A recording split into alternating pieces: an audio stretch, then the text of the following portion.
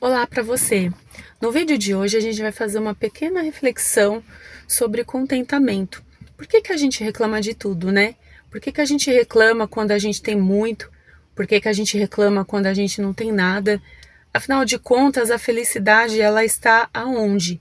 No ter em excesso ou quando a gente não tem nada e a gente apenas assim aceita a situação como ela é, né?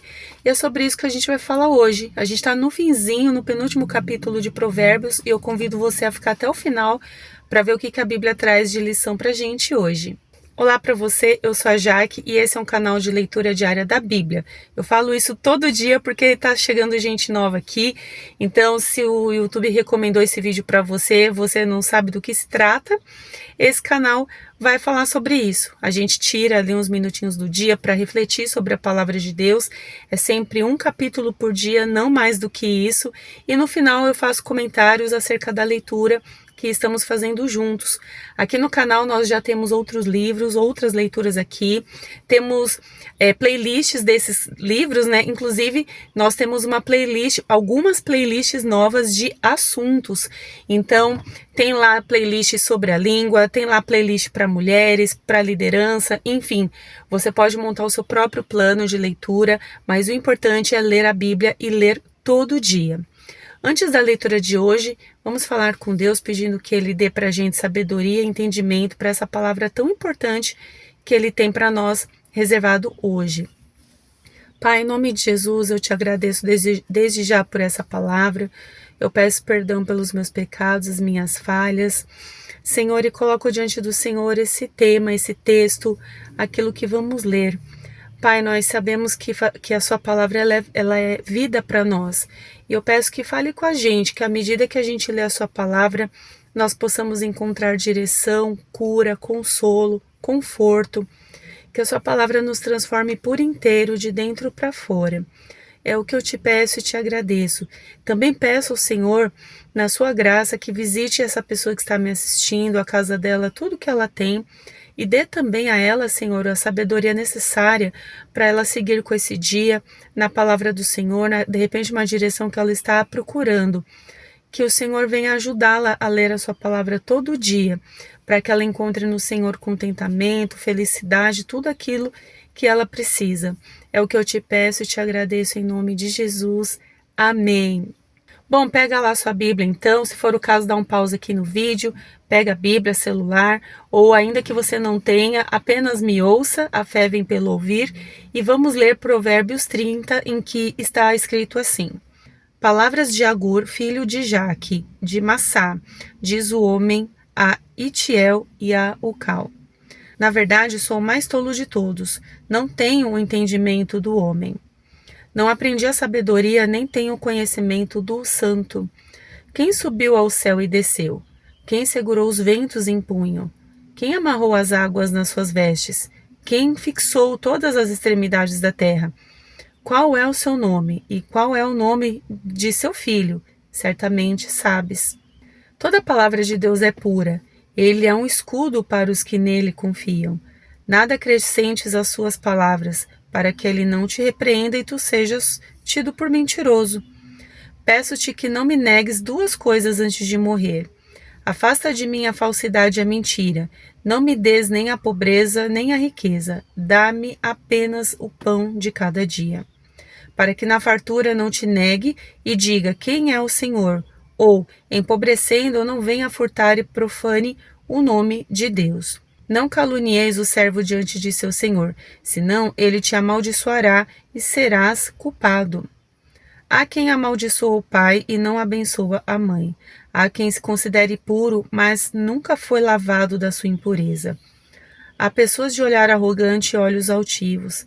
Há gente cujos dentes são como espadas e cujo queixo é como faca, para devorar da terra os oprimidos e os necessitados dentre os homens.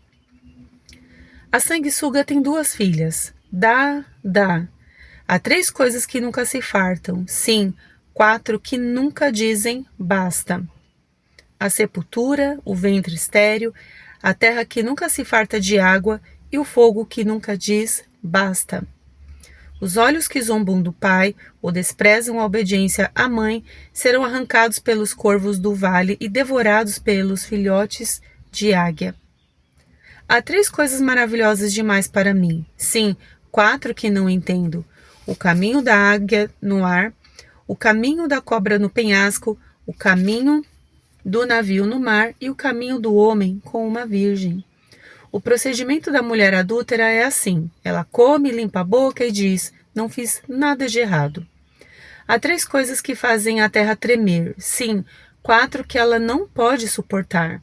O escravo quando se torna rei, o tolo quando come até se fartar, a mulher desprezada quando se casa e a escrava quando se torna herdeira de sua senhora. Há 4 coisas na terra que são pequenas, mas extremamente sábias. As formigas são um povo sem força, mas no verão preparam seu alimento. Os coelhos, um povo sem poder, mas vivem nos penhascos. Os gafanhotos, que não têm rei, mas avançam todos enfileirados. E a lagartixa, que pode ser apanhada com as mãos, mas anda nos palácios dos reis. Há 3 coisas que andam com elegância. Sim, 4 que são imponentes. O leão, que é o mais forte dos animais e não se desvia de ninguém. O galo emproado, o bode e o rei diante de seu povo. Se procedeste loucamente em te exaltar, ou se maquinaste o mal, põe a mão sobre a boca.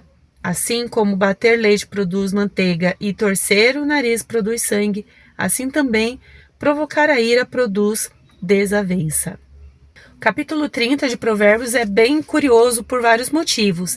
Aqui, primeiro que não é escrito pelo próprio Salomão, é escrito por Agur, uma pessoa muito sábia, um oráculo, né? Mas é um sábio que escreveu aqui. E aqui ele faz várias comparações, várias observâncias, né? Ele fica comparando ali as formigas, o leão, as coisas sábias deste mundo. Ele faz algumas reflexões bem profundas acerca da vida, acerca das coisas. Só que, diante de tudo que eu li aqui, uma coisa assim que me chama a atenção é um pedido que ele faz, né? Ele já sendo sábio, ele fala assim, olha, eu vou te pedir 2 coisas antes de morrer, né? Então a gente entende que de repente ele já estivesse ali numa idade avançada, num momento muito sábio de sua vida, e ele faz reflexões e pedidos, né? E uma das coisas que ele pede aqui, que é o versículo 8, ele fala assim, olha, afasta de mim a falsidade e a mentira, né? Ele não quer compactuar com isso, ele não quer ser assim, ele não quer viver dessa forma. E em seguida, ele fala o que eu comentei no começo do vídeo, quando nós reclamamos, às vezes, de muitas coisas, que é o quê? Me dá apenas o necessário. O que ele pede? Não me des nem a pobreza e nem a riqueza. Dá-me apenas o pão de cada dia, para que na fartura eu não te negue e diga quem que é o Senhor, ou empobrecendo, eu não venha a furtar, roubar e profanar o nome de Deus. Me parece então que Agur aqui, nesse momento avançado da sua vida, ele faz um pedido em que ele gostaria de ter contentamento, ele gostaria de encontrar felicidade, contentamento, uma coisa que não se fala, uma coisa que a gente não para pensar, porque a gente está sempre em busca de conquistar alguma coisa. É mais ou menos assim, o ser humano ele tem um desejo desenfreado de conquistas, então quanto mais ele tem, mais ele quer. Isso a gente pode falar em todas as classes sociais, inclusive sobre os ricos, até os ricos, inclusive, mesmo aqueles que têm tudo, mesmo que eles tenham todo o dinheiro do mundo para comprar qualquer coisa que eles queiram, tem sempre algo ali que eles não estão satisfeitos, eles continuam a viver as suas vidas a perseguir esse alvo. Então, a felicidade ela não é plena, né?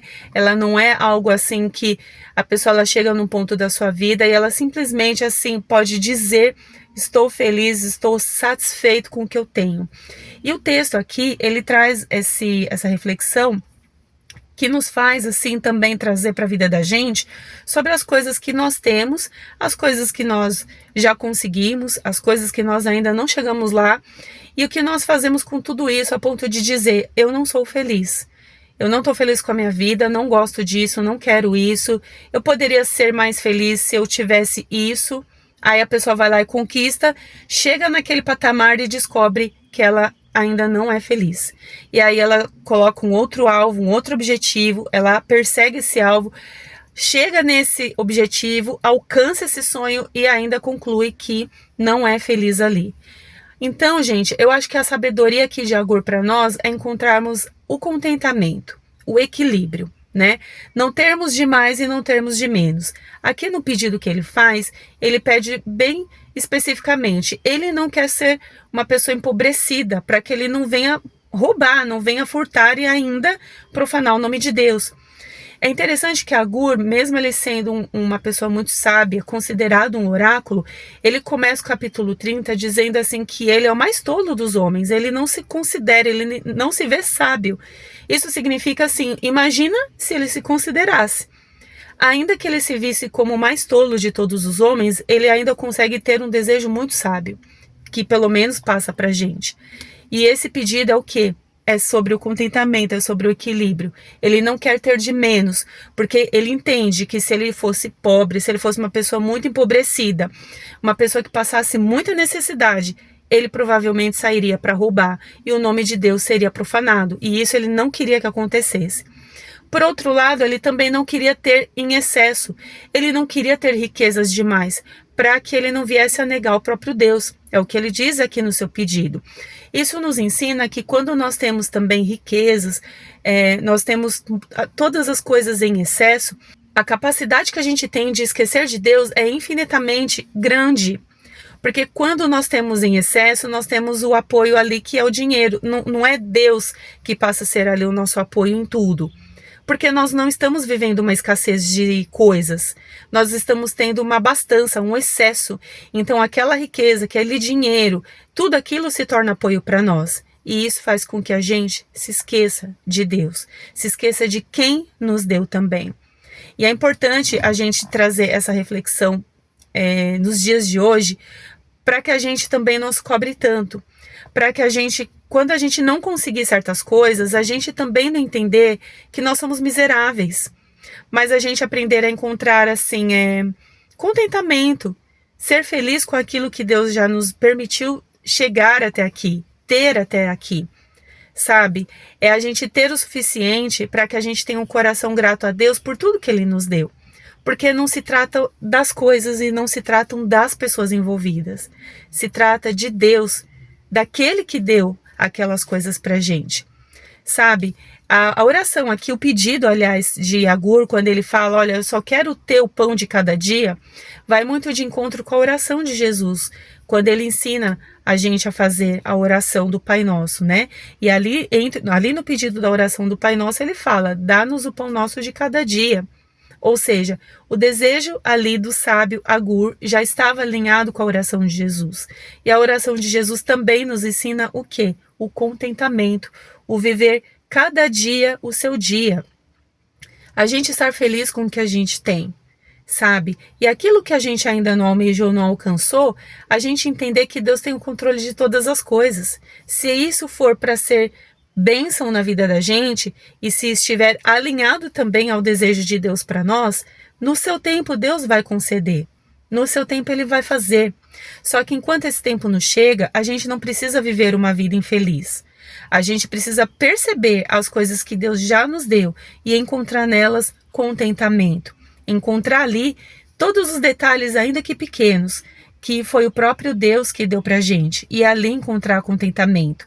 Não é a gente achar que a gente tem bens, a gente tem uma conta cheia, uma influência, um cargo, qualquer coisa assim, e se esquecer de Deus.